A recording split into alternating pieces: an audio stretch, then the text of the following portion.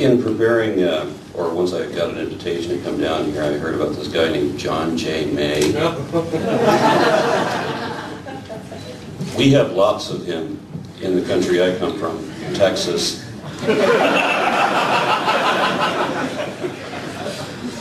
And he described evolution as an awful, and I love that word, an awful, soul-destroying fiction. And I think it's interesting that he uses the word awful where I would have said awesome. I mean, when you say, aw, it was like, I liked believing in that. And that's what he's talking about. And it's when he says it's soul-destroying, that, of course, we all know that many of the proponents of evolution historically have been Christian. Many of them believed in evolution, and they also believed in a God.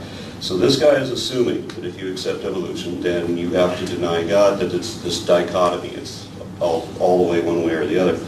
And of course, that's a falsehood. It's one of the foundational falsehoods of creationism. It was the first one on which I based my series. Now, as I said, we have lots of this guy in the state that I live in, and they're very outspoken. I mean, imagine having John J. May and clones of him occupying every position in government. Imagine having people that are donating millions of dollars, and in some cases for the Board of Education in my state, some of the people on the board have been given donations in excess of tens of thousands of dollars, all from political right-wing persons wanting to set a voting majority to all vote as a bloc, exactly as they're told. And they were supposed to govern over education. Of course, these are people who are largely homeschooled, have no degrees of their own, have never graduated, and have made public statements to the effect that public education is a tool of the devil. And these are the people that are in charge of the state that I live in. You have people that believe because they live in a community where nobody's ever questioned. I understand that. I was raised in a community like that. Once upon a time, I would say that I was Christian in that I believed that there was a God because my parents did, because everybody else did. I didn't know that you could question whether there was a God. It was like questioning whether there was a president. I mean, who seriously questions whether there's a big fraud and there's not really a president? So it didn't cross my mind. I was 14 years old before I met a single person who did not accept creationism, much less the whole God thing. Okay, I mean, I was immersed in this community that held this one opinion throughout everybody. Okay, I was the only person that was not a creationist, however. I grew up alone. My family had a tradition of not indoctrinating your children until they were 8 years old. So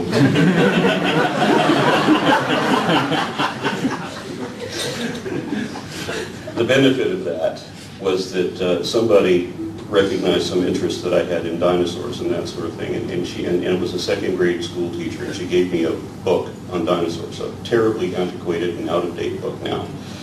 But it had inside it a phylogenetic tree, and glancing at the phylogenetic tree as a very small child, it made sense how these things were obviously, it's just like Sesame Street, one of these things is not like the other. It's so easy to piece together. And nobody else got it. I mean, I've had people tell me, well, the way you classify things doesn't make any sense. I mean, you may as well say that an octopus is an ink pen since they both produce ink. I don't understand how they can do their categorization. You don't realize that a cat and a dog are closer together than a dog and a cow? Really? And I used to believe that people thought about things the same way that I do, that people think things out the way I do, and that they generally believe, like I do, for a reason.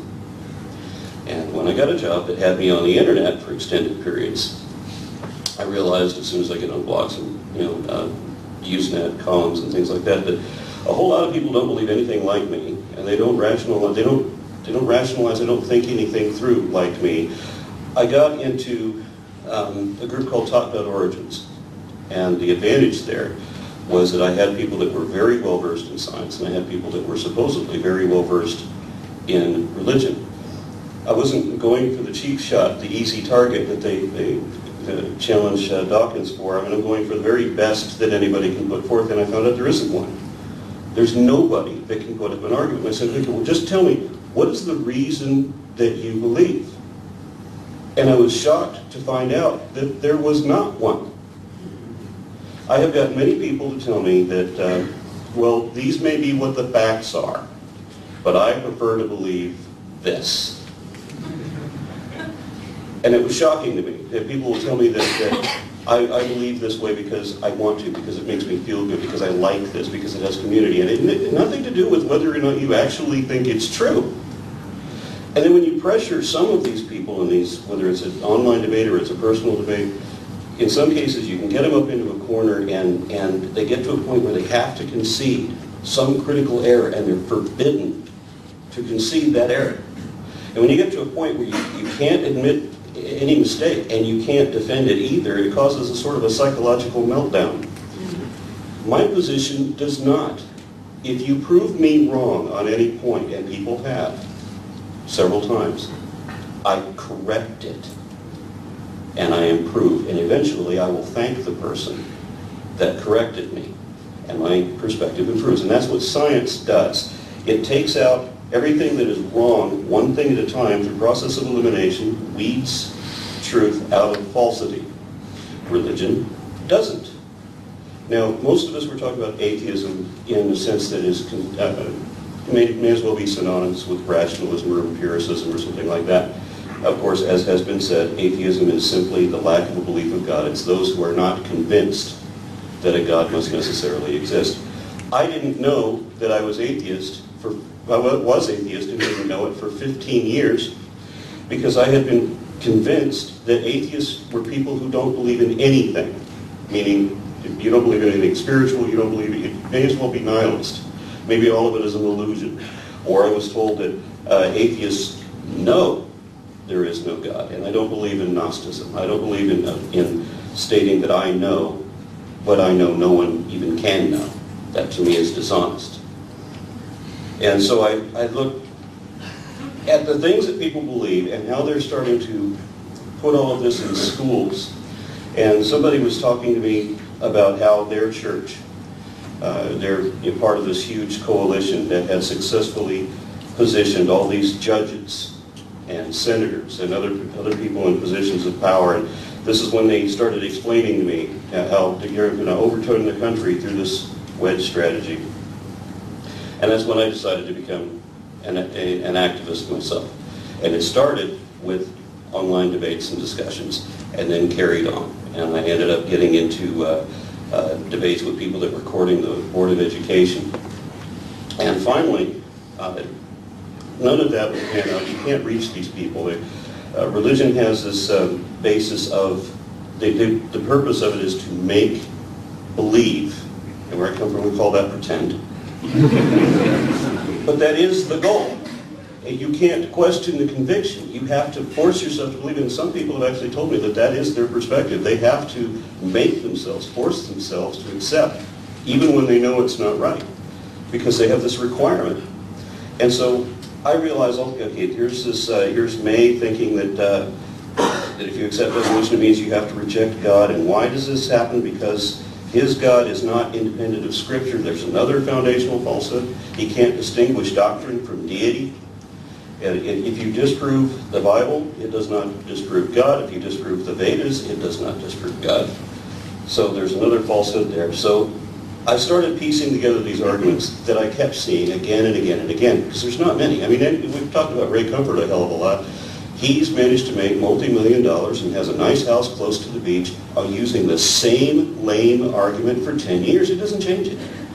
He's written several books. They all rehash the same thing. He's got this one argument he keeps saying, and that's what I get when I debate these people. It's the same thing again and again.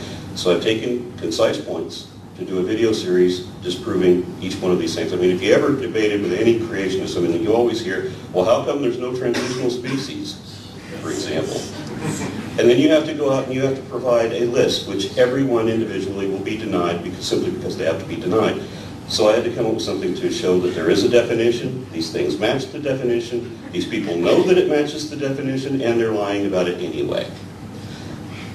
Then I was talking to somebody who went to church with my daughter in South Texas, where they told the congregation that dinosaurs did not exist. They're that extreme. These are the people that often deny medical care because they can pray it away. This happens in Texas a lot.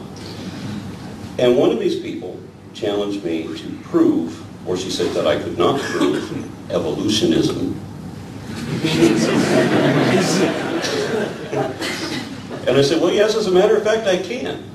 And not only that, not only will I prove to even your satisfaction that biological evolution is the truest, best explanation there is for the origin of our species, and that it is the only explanation of biodiversity with either evidentiary support or scientific validity, and that there is no other alternative that meets any of the criteria of a scientific theory.